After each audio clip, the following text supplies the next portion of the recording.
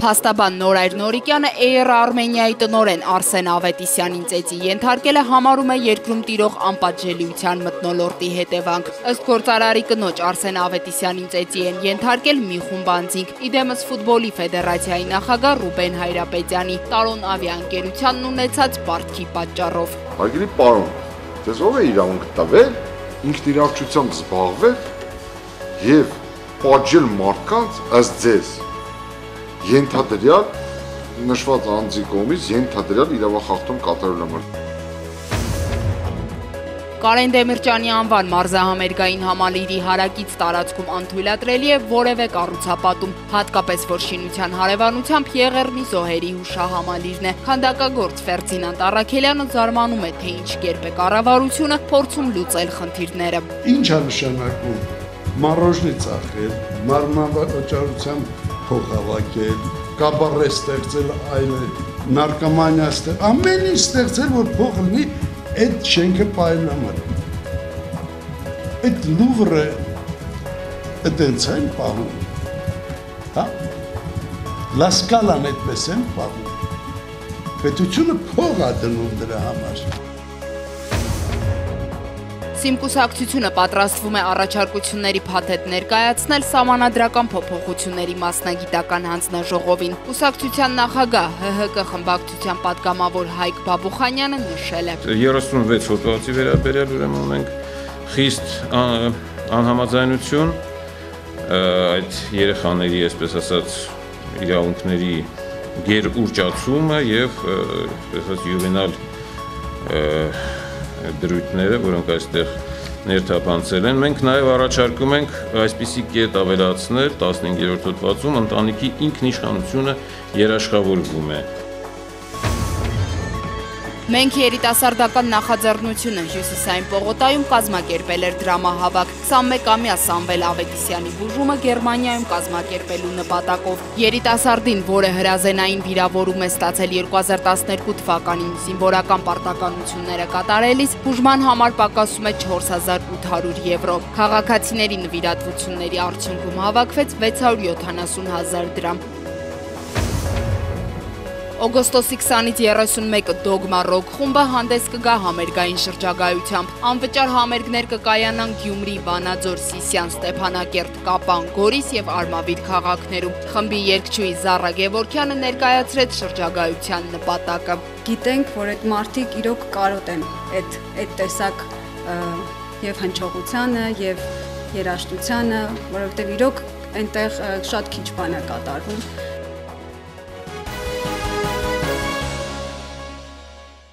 Ակտիվիստ Վահան Մարտիրոսյանի ընտանիքը մտադիր չէ հանրապետական պատգամավոր Մհեր Սեթրակյանի հետ ապրել նույն համայնքում Էրեբունիում։ Շատ ցավոտ է եղել են, որ ես ուրեմն բնակվում եմ ոչ միայն Էրեբունի համայնքում, այլև այն թոխմախ կոչեցվելում իր տնից մի քիչ վերև։ 2 օր առաջ ծեծի ենթարկված ակտիվիստ Վահան Մարտիրոսյանը պնդում է, որ դաժան ծեծն իրականացրել են ՀՀԿ խմբակցության պատգամավոր Մհեր Սեթրակյանի բարեկամներն ու թիկնազորի ներկայացուցիչները։ Դեռևս 1 տարի առաջվանից է սկսել հետապնդումներն ակտիվիստի ընտանիքի նկատմամբ, երբ հայտարարել էր, որ Գազպրոմ Արմենիան թալանում է ժողովրդին։ Իրեն նույնիսկ լավատեղյակ մի ծանոթ բառացիորեն ասել է. Մայրին պրես են արել գազի պահով, ասել են քո տաղի բնակիչն է, պետք է կարգի իրավիրես։ Թոխմախ կոչվող տարածքում այս ընտանիքին անգամ արգելում էին այգում զբոսնել։ Ասում եմ ինչի, սեփական, ասում եմ ումնա, չգիտես ումնա։ Օգոստոսի 14-ի գիշերը Վահան Մարտիրոսյանի բնակարան է ներխուժել մի տղամարդ ասելով. Եկել եմ մի հատ խնդիրներ լուծեմ, խնդրեմ ունես դու։ Վահանին ծեծի են ենթարկել Բաքում 2 տարեկան որդու հարևանների աչքի առաջ։ Ասում եմ ով է կնչի, ինչի եք էս ամեն ինչը անում, բա ասում եմ գիտեիր մի օր չի գալու այսօր, այստեղ ճաղված վերքեր կան դրա համար կապած, այս ավելի թեթևները դե բանել չեն կարել այստեղ։ Գլխիս կա փայտի արված, բայց ամենացավոտը ոտքս է, որ ես փայտով եմ ման գալի։ Ծեծի են ենթարկել նաև Վահան Մարտիրոսյանի կնոջը։ 7 հոգով ինձ խփել, գցել գետնին, աջ ոտնաթաթի վրա, ճաք են կասկածել, գլխիս վրա հարվածներ ունեմ քանի տեղ, այս հատվածում այստեղ ունեմ այստեղ ճանկռվածություններ։ Իդեպ օգոստոսի 15-ին առևանգել եւ ծեծի են ենթարկել նաեւ Air Armenia-ի տնօրեն Արսեն Ավետիսյանին, որի կինը մեղադրում է ֆուտբոլի ֆեդերացիայի նախագահ Ռուբեն Հայրապետյանին եւ նրա թիկնազորին։ Հիվանդանոցում գտնվող գործարարի կինը նամակ է հղել Սերժ Սարգսյանին խնդրել ապահովել իր ընտանիքի անվտանգությունը։ Արսեն Ավետիսյանը կխոսի առաջիկա օրերին։ Ավետիսյան ընտանիքի սպանն իրականացրած ռուզին ծառայող Վալերի Պերմյակովի դասալքության գործով օգոստոսի 12-ին կայացած դատավարությունը նոր հարցեր է առաջացրել։ Զինված զինվորը հախուստի է դիմում ռազմաբազայի տարածքից։ Իսկ ով է պատասխանատու այն պաշտոնակար անձը, որը պիտի ապահովել է, որ այդ զինվորները իրենց բազայից զինված չփախչեն։ Ավետիսյանների իրավահաջորդների ներկայացուցիչ Լուսինե Սահակյանն այսպիսի տպավորություն է ստացել, որպեսզի Պերմյակովից բացի այլ զինծառայող պատասխանատվության չենթարկվի, ռուս փորձագետները եզրակացություն են տվել, թե սպանությունն իրականացնելիս նա առողջ է եղել։ Մենք միջնորդելու ենք, որպեսզի նշանակվի դատահոգեբանական հոգեբուժական փորձաքննություն հայկական կողմում։ Միայն փորձագետի եզրակացությամբ հնարավոր չէ հասկանալ, թե ինչ է տեղի ունեցել Ավետիսյանների տանը Պերմյակովի այնտեղ եղած ժամանակ։ Տանը տեղի են ունեցել բազմաթիվ գործողություններ, այն անձի կողմից ով այդ սպանությունը իրականացրել է։ Եվ շատ կարևոր կլինի հասկանալ այս մարդը ինչպես է դա նկարագրում, եւ արդյոք դա համընկնում է իրականության հետ որտեղի։ Որտեղ եթե լինեն տարբերություններ, արդեն կարող եք խոսել այն մասին, որ կասկած ունենք, որ այս մարդը ընդհանրապես ցուցմունք է տալիս մի բանի մասին, ինչից անգամ տեղեկություն չունի։ Փաստաբանները Պերմյակովի դատավարությունը նմանեցնում են բեմականացման, որտեղ ամեն ինչ պետք է ընթանար ըստ սցենարի։ Ներկաներն էլ միայն հանդիսատեսի դերում պիտի լինեին։ Դատարանի մամուլի քարտուղարը լրագրողներին ներս հրավիրելուց առաջ դուրս է գալիս եւ հայտարարում է, որ կլինի այսքան ժամ դատաքննություն, դրանից հետո կլինի ընդմիջում, այսինքն առավոտյան բոլորը տեղեկացված էին, որ տեղի է ունենալու այդպիսի հապճապ դատաքննություն։ Պերմյակովին նախաքննության ընթացքում տված ցուցմունքներից ակնհայտ է, որ նա սահման անցնելու դիտավորություն է ունեցել։ Ըստ փաստաբանների Պերմյակովին պետք է մեղադրանք առաջադրվի նաև սահմանն ապօրինի հատելու եւ գույքի հափշտակության համար։ Հիշեցնենք, որ կայազորային զինվորական դատարանը Վալերի Պերմյակովին դատապարտել է 10 տարվա ազատազրկման, դասալքության եւ ապօրինի զենք կրելու մասով։ Ավետիսյան ընտանիքի 7 անդամի սպանության գործը քննվելու է առանձին։ Մոտ 1 տարի առաջ Հայաստանի ոստիկանությունը բերման ենթարկեց բնապահպանության նախարարության անտառների վերահսկողության բաժնի պետ Արմեն Լաբլաջյանին։ Ահա նրա ոստիկանությունը ձեռնաշղթաներով տանում է ԻՏԵՍ կառավարական շենքի բոլոր աշխատակիցների, ահա եւ գումարը 79000 դրամ։ Օպերատիվ տեսանյութը խոսում է մի շարք գյուղերից մեծ ծավալի սև հող տեղափոխելու թույլտվություն տալու համար տարբեր քաղաքացիներից Արմեն Լաբլաջյանի վերցրած 975000 դրամ կաշառքի մասին։ Արմեն Լաբլաջյանը ձերբակալվել է, նախաքննությունը շարունակվում է։ Կոտայքի մարզի ընդհանուր իրավասության դատարանում այս օրերին ընթանում է Լաբլաջյանի դատը։ Սև հողի եւ 975000 դրամ կաշառքի մասին ոչ մի խոսք, 1 տարում մեղադրանքը փոխվել է 3 անգամ։ Այսօր Լաբլաջյանը մեղադրվում է կաշառքի միջափի $1000 համար, որն անհամեմատ ավելի քիչ է, քան դատավորի աշխատավարձը, իսկ իր եղանապացույց 79000 դրամն ի դեպ վերադարձվել է մեղադրյալին որպես կաշառքի հետ կապ չունեցող գումար։ Նշված հանգամանքներից հետո խնդրում եմ Արմեն Լաբլաջյանին ճանաչել անմեղ եւ կայացնել արտարացման դատավճիռ։ Բնապահպանության նախարարության նախկին աշխատակցի հետ մեղադրյալի աթոռին է նստած ըստ մեղադրանքի կաշառք տվողը Լաբլաջյանի ենթակա Հենրիկ Մարտիրոսյանը։ Դատարանում այս մարդն ասում է, ոչ մի կաշառք չի եղել։ Իր ընկերը հաց ուտելիս բազմաթիվ այլ ընկերների ներկայությամբ պարկով խնդրել է $1000 աշխատասենյակը վերանորոգելու համար։ Ինքն էլ տվել է։ Մինչդեռ նախաքննության ընթացքում Մարտիրոսյանն առանց փաստաբանի ներկայության ինքն իր դեմ ցուցմունք է տվել հաստատելով ընկերոջը անհատույց կաշառք տալու փաստը։ Մարտիրոսյանը ցուցմունքը պատճառաբան է գործել հարկադրված այն բանից հետո երբ փորձել է բացատրել թե նշում ունի գումարը տվել է պարտքով, սակայն իրեն բացատրել եւ ասել է որ դրան ոչ ոք չի հավատա, այն հեռախոսային խոսակցություն ձեռնարկված եւ այնտեղ ոչինչ չկա պարտքով տալու մասին, իսկ դա էլ կոչվում է անհատույց։ Նախաքննության ընթացքում երկու մեղադրյալների միջև առերեսում չի եղել, փոխարենն ըստ փաստաբանների եղել է շանտաժ Մարտիրոսյանի հանդեպ, որպեսզի հաստատվի Լաբլաջյանին ուղղված մեղադրանքը։ Մեղադրող կողմը շանտաժի մտքին համաձայն չէ, նա ասում է, որ կաշառքի փաստը հաստատելու ցուցմունքը Մարտիրոսյանը պնդել է նաև հաջորդ երկու ցուցմունքներում, փաստաբանն ասում է, դա էլ է արվել շանտաժի միջոցով։ Քննիչն ասել է, որ չպնդելու դեպքում պատասխանատվության կենթարկի զրպարտելու եւ ակնհայտ սուտ մատության համար։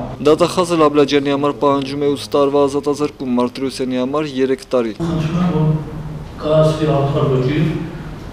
չեն կասկածում արդարության մեջ։ ի դեպ Լաբլաջյանի փաստաբանը դատարանին խնդրում է դատավճռում հաշվի առնել իր պաշտպանյալի արցախյան ազատամարտիկ լինելը։ Մեղադրող Արման Գասպարյանը հակադարձում է, եթե կռվել է, դրա համար մեդալներ է ստացել։ Deloitte եւ Tush ԱՊՀ փակbaşնետերական ընկերությունը չի կարողանա չար ուսումնասիրություն անել էլեկտրաէներգիայի սակագնի բարձրացման առիթով։ Ոտքի Հայաստան քաղաքացիական շարժման խորհուրդը այդ կազմակերպությանը համարում է ոչ չեզոք կառավարության նկատմամբ։ Հայտնի է, որ Սերժ Սարգսյանը ի սկզբանե ներկայացրել է իր խորին վստահությունը, որ սակագինը ճիշտ է հաշվարկված եւ բնականաբար կազմակերպությունը, որը որ մեկ այլ եզրահանգման գա իր ուսումնասիրության արդյունքում վտանգելու է իր տնտեսական շահերը Հայաստանում, իսկ կոնկրետ Deloitte ընկերությունը Հայաստանում ունի այդ շահերը։ Կառավարությունը պատրաստվում է $230,000 վճարել այդ կազմակերպությանը երկու հարցի պատասխան տալու համար։ 16 շաբաթ ընկերությունը պետք է ուսումնասիրություն անի եւ պատասխանի, արդյոք հիմնավորված էր օգոստոսի 1-ից հոսանքի թանկացումը եւ ինչպիսի վտանգների առջեւ կկանգնի էներգետիկ համակարգը սակագինը չբարձրացնելու դեպքում։ Էլեմենտար հաշվարկը ցույց է տալիս, որ Deloitte ընկերությունը իր աշխատանքը ավարտելու է մինչև դեկտեմբերի կես։ Ոտքի Հայաստանը հիմքեր ունի կասկածելու, որ ընկերությունն այնպիսի հայտարարություն կանի, որից հետո Հայաստանի բնակչությունը 2016 թվականի հունվարի 1-ից ստիպված կլինի վճարել էլեկտրաէներգիայի դիմաց բարձր սակագնով։ Տնտեսվարողներն արդեն օգոստոսի 1-ից վճարում են թանկ գնով։ Ոտքի Հայաստանը նաև կոչով այսօր դիմել է ոչ Թալանի նախաձեռնությանը, որը Սերժ Սարգսյանի հայտնի հայտարարությունից հետո հուլիսի 28-ին հեռացավ Բաղրամյան պողոտայից։ Մենք կոչ արեցինք ոչ Թալանին որպես այն նախաձեռնության, որ ի սկզբանե ծառայեց այդ բողոքի ակցիային, այդ շարժման սկիզբ դրեց, մեկնարկեց իրենց ջանքերով, այդ տղաներին նորից միավորվել եւ դուրս գալ ակտիվ պայքարի։ Մենք որևէ մեկին միանալու խնդիր չունենք, մենք ունենք պայքարի մեր ուղին ու հստակ քայլերը, որով շարժվում ենք առաջ։ Մինչդեռ Ոտքի Հայաստանը գտնում է, որ եթե բնակչությունը ստիպված լինի վճարել էլեկտրաէներգիայի դիմաց թանկ գնով, պատասխանատու կլինեն ոչ միայն իշխանությունները, այլև նրանք, ովքեր հուլիսի 28-ին հաղթանակ եւ անկարկելով տապալեցին Բաղրամյան պողոտայում ծավալված պայքարը։ Սիրիահայ Հակոբ Տախանը 4 տարվա բաժանումից հետո հանդիպել է Սիրիայից Հայաստան տեղափոխված իր ընկերներին։ Բոլոր ընկերներս գրեթե գրնամսել հոս կախտեցին։ Հալեբեն հայ վադեր որ պայմանները կախտեցին ոստեղը եւ իրենք կսեն թե լավ է պայմանները ոստեղը բայց ամեն մարդ իր կարողության համեմատ գրնակալ կամ չի կալ։ Հակոբը Երևանում էր իբրև համահայկական խաղերի մասնակից։ Նրան թեև Հայաստանը շատ է դուր եկել, սակայն չի երկմտում Սիրիա վերադառնալ։ Անշուշտ բոլորս ալ մեր հայրենիքը շատ լավ կսիրենք, շատ կսիրենք մեր հայրենիքը Հայաստանը, բայց ինչպես որ գիտեք մենք մեծած ենք Հալեբի մեջ, Սուրիայի մեջ։ Գուզենք իդ վերադառնալ, գուզենք իդ մեր քաղուտը բահել Հալեբի մեջ, որովհետև ինչպես որ գիտեք հիմա վերջերս բավական թիվով հայեր գործվեցան, կախտեցին, շատ նահատակներ դվին հայերը։ Սիրիահայերի խոսքով թեև գաղութը փոքրացել է, սակայն միասնական է։ Խմելու չուրջինա ժողովուրդը զանազան տեղերը ինձինքը գճարե խմելու համար, անշուշտ մեր հայկական միությունները, պարեսանական միությունները գրսանձնու չափ մեր հայ քաղուտին գոքնեն ճուրով, ուտեստեղենով, նույթագանով։ Երիտասարդներն անհամբեր սպասում են պատերազմի ավարտին։ Հիշեցնենք, որ մոտ 16 օր Հալեպը զրկված էր ջրից եւ էլեկտրաէներգիայից։ Այն նոր սկսել է վերականգնվել։ Քաղաքում շարունակվում են բախումները։ Սուրբ Աստվածածնի վերափոխման կամ խաղողորներքի տոնին նորք հասնելը դժվարանում է, ընդ որում իրարանցումը սկսվում է տոնին նախորդող գիշերը։ Նորքի Սուրբ Աստվածածին եկեղեցու շրջակայքը մարդաշատ է։ Հայաստանի տարբեր բնակավայրերից մարդիկ այստեղ վաճառելու են բերում մատաղացու գառներ, աքլորներ։ Տարածքում վաճառակետ ունենալու համար պետք է օրեր առաջ հերթ պահել։ Նախապես տարածքը գծում ենք, էս իմ տարածքն է։ Ու սանցի տեղավորվում ենք, եթե կողքի հարևանն էլ ցանկանում է մի փոքր սեղան դնել, դե ընդառաջում ենք։ Հերիկնաց Պապոյանն արդեն 7-րդ տարին է Արթիկից գալիս է այստեղ։ Վաճառվող զարդերն իր ձեռքի աշխատանքներն են։ Մարդիկ արդեն գնահատում են գեղեցկությունը, արժեքները։ Եթե վատ լիներ, ես հաջորդ տարին չէի գա։ Բյուրեղավանցի 60-ամյա Անահիտ Եփրեմյանը 10 տարուց ավելի է այս տոնին գալիս է նոր եւ ապրանքն է վաճառում եւ աղոթում։ Այն ժամանակ մի քիչ էին հավատում, բայց հիմա այս երկրաշարժեր այսքան դեպքեր որ պատահ, հիմա ժողովուրդը շատ է հավատում էլի, ասենք այս տոներին որ գան եկեղեցի։ Չնայած արդեն կես գիշերին մոտ է, մարդկանց հոսքն այստեղ չի դադարում։ Սուրբ Աստվածածինը դժվարությամբ է տեղավորում մեծաթիվ քաղաքացիներին։ Մոմավառությունն էլ արվում է եկեղեցուն հարակից պատի տակ։ Հոսքը ժողովրդի շատ է, դրա համար ստիպված էստեղ են դրել, որ ներսը կեղտոտ են շատ։ Սուրբ Աստվածածնի վերափոխման տոնին հաջորդող երկուշաբթին մեռելոց է, բայց այսօր ի տարբերություն նախորդ տարիների կառավարության որոշմամբ աշխատանքային օր է։